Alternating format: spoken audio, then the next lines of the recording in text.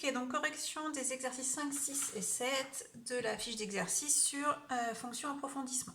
Alors, dans l'exercice numéro 5, on nous demande d'expliquer pourquoi les tableaux de variation ne sont pas cohérents, enfin, qu'on dise ce qui ne va pas.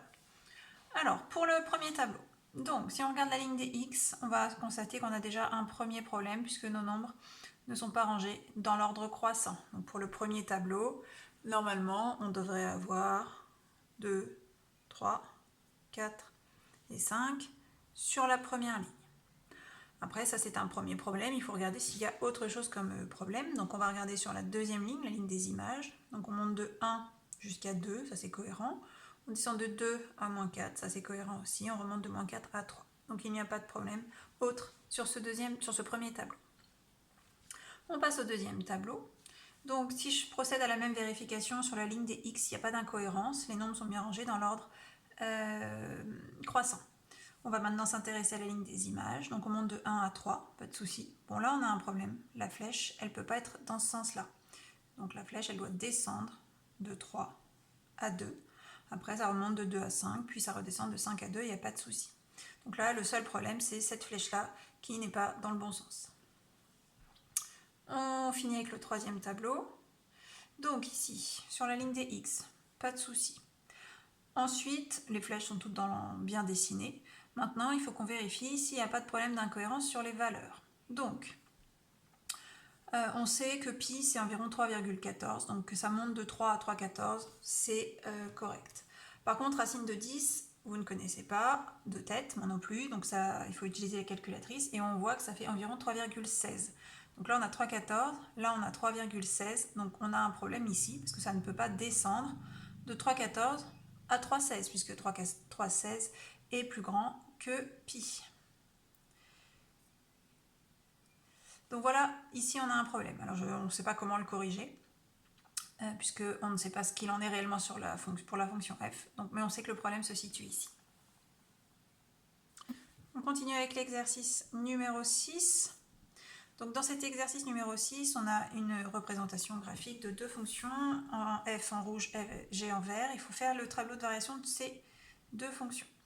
Alors on va commencer par f. Alors f, c'est celle qui est en rouge, donc je vais faire le tableau avec les valeurs en rouge. Donc comme la courbe ne semble pas s'arrêter ni là ni là, on va en déduire qu'elle est définie de moins l'infini à plus l'infini. Alors si je suis ma courbe, ça monte jusqu'à ce point-là, dont l'abscisse est 1, puis ça redescend. Donc je vais avoir mes deux flèches comme ça.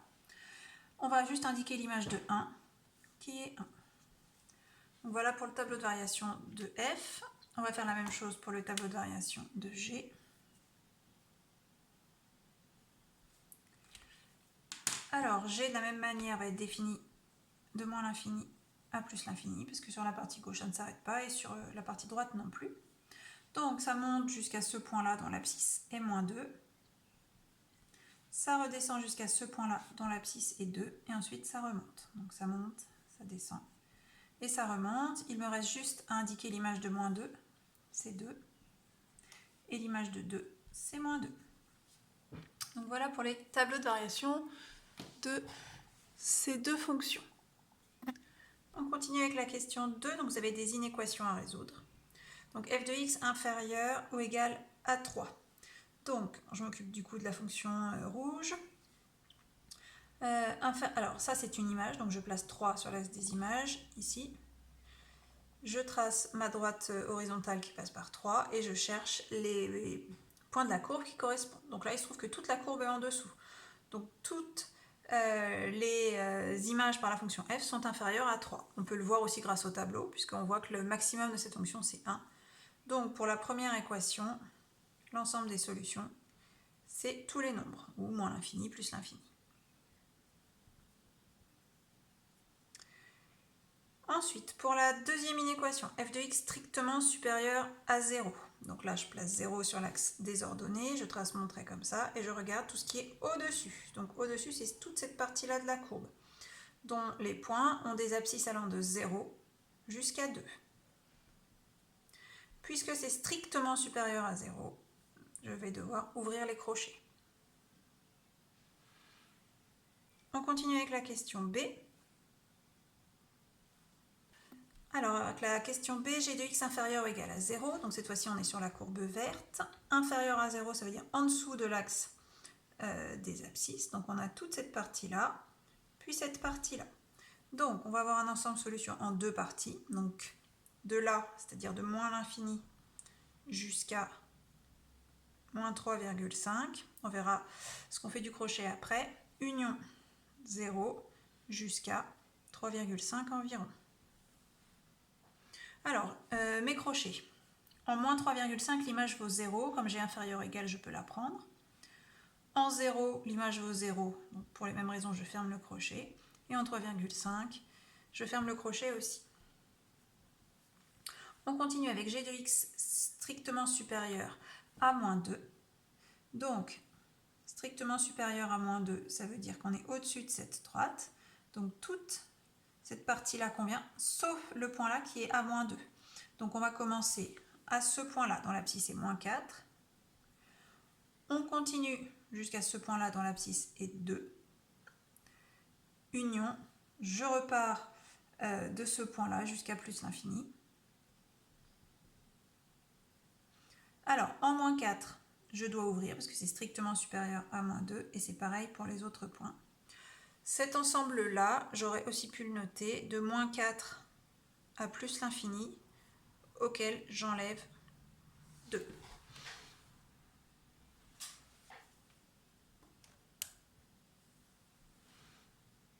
Il nous reste la dernière inéquation, donc f de x supérieur ou égal à g de x.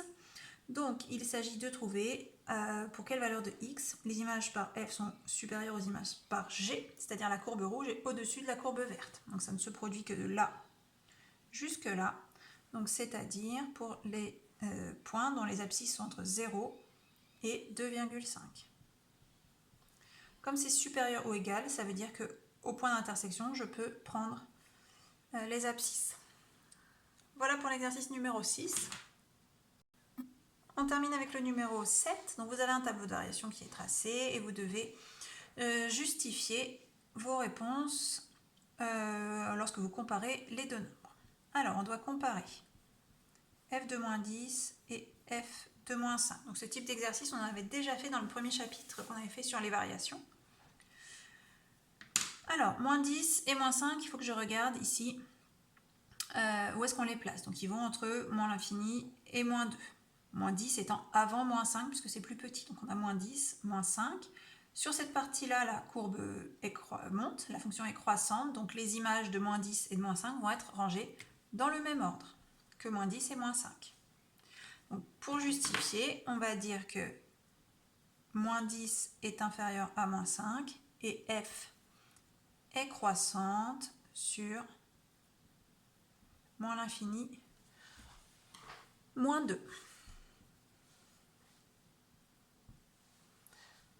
Ensuite, 0, f de 0 et f de 1. Donc 0 et 1, ils sont ici. On sait que 0 est plus petit que 1, sauf que sur cet intervalle-là, la fonction est décroissante. Donc ça veut dire que l'ordre des images est inversé par rapport à l'ordre des antécédents. Donc f de 0 qui sera ici sera bien supérieur à f de 1 qui sera ici. On voit bien que la flèche descend. Dernière comparaison, f de 2 et f de 3. Donc 2 et 3, ils se trouvent ici.